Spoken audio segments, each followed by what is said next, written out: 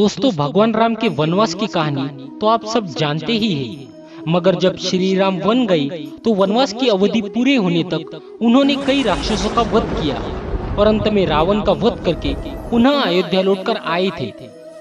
मगर बहुत कम लोगों को पता है कि सीता माता ने भी अयोध्या लौटकर आगासुर नाम के एक राक्षस का वध किया था।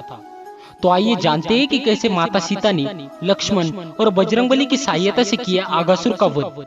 नमस्कार दोस्तों, मैं अथर्व तिवारी आप सभी के सामने पुनः एक बार उपस्थित हूँ एक और नई कहानी लेकर।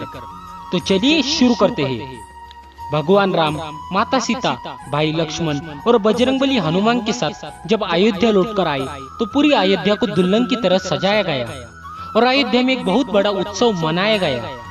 माता सीता जब अयोध्या लौटकर आई तो उन्हें याद आया कि उन्होंने माता सरयू यानी कि सरयू नदी से वादा किया था कि जब वो सकुशल अपने पति और देवर के साथ अयोध्या लौटकर आएगी तो सरयू नदी की पूजा अर्चना करेगी। इसलिए माता सीता देवर लक्ष्मण के साथ सरयू नदी के तट पर शाम के समय पहुंच गई और लक्ष्मण जी से पूजा अर्चना करने के लिए एक घड़े में जल लाने के लिए कहा। जैसे ही लक्ष्मण जी ने सरयू नदी में जल लाने के लिए प्रवेश किया और घड़े में जल भरने लगते हैं और वैसे ही सरयू नदी से एक भयंकर डरावना आगासुर नाम का राक्षस बाहर निकलकर आता है और लक्ष्मण जी को निगलने के लिए आगे बढ़ता है।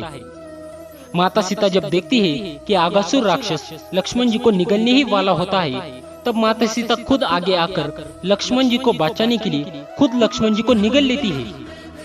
माता सीता जब सरयू नदी के तट पर सरयू नदी की पूजा और अर्चना के लिए आई थी तो बजरंगबली भी माता सीता की रक्षा के लिए अदृश्य रूप में सरयू नदी के तट पर आए थे। बजरंगबली ने जब देखा कि माता सीता ने लक्ष्मण जी को बचाने के लिए उन्हें खुद निगल लिया और निगलते ही उनका पूरा शरीर गलकर एक तत्व में बदल गया, तब वो माता सीता के जल रूपी शरीर को एक घड़े में भरकर श्री राम के सामने लेकर आ जाते हैं और वहां घटित हुए पूरे वृत्तांत को श्री राम को बताते हैं। जब मर्यादा पुरुषोत्तम भगवान राम ने हनुमान जी की बात सुनी तो वो हंसने लगे और बजरंगबली से बोले, हे मारुति नंदन, मैंने वनवास के समय समस्त राक्षसों का वध किया, सिर्फ यही एक राक्षस आगासुर नाम का बचा है जिसे मैं न मार सका, क्योंकि इसे भगवान शंकर से वरदान प्राप्त है, इसलिए इसका वध मैं नहीं कर सकता हूँ। आगासुर के वध के लिए एक भविष्यवाणी हुई थी कि जब त्रेता युग में माता सीता और लक्ष्मण जी का शरीर गलकर एक तत्व में बदल जाएगा, तब उसी तत्व को शस्त्र के रूप में प्रयोग करके रुद्रावतारी भगवान हनुमान के द्वारा ही इस राक्षस आगासुर का वध किया जाएगा। भगवान राम ने कहा, इस राक्षस का वध सिर्फ मारुति नंदन हनुमान, सिर्फ तुम्हारे हाथों ही किया जा सकता है।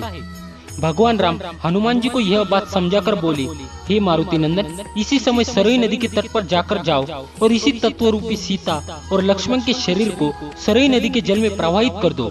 जैसे ही तुम इस तत्व को नदी के पानी में प्रवाहित करोगे, उसी समय आगासुर राक्षस का वध हो जाएगा और माता सीता और लक्ष्मण दोबारा अपने अपने शरीर में वापस आ जाएंगे। भगवान राम की आज्ञा पाकर हनुमान जी तुरंत सरयू नदी के तट पर पहुंच जाते हैं और घड़े में भरे तत्व रूपी माता सीता और लक्ष्मण जी के शरीर को गायत्री मंत्र से अभिमंत्रित कर कर सरयू नदी के पानी में प्रवाहित कर देते हैं।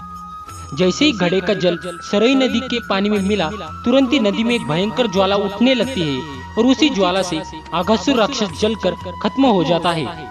आगासुर राक्षस के मरते ही माता सरयू माता सीता और लक्ष्मण जी को पुनः जीवित कर देती है और वो पुनः अपने अपने शरीर में वापस आ जाते हैं। तो दोस्तों, आज के वीडियो में बस इतना ही। अब दीजिए हमें इजाजत। आशा करता हूँ कि आपको हमारी आज की यह वीडियो पसंद आई होगी। यदि पसंद आई हो तो वीडियो को एक बार लाइक और शेयर कर दीजिए एवं कमेंट में लिख दीजिए, जय श्री राम।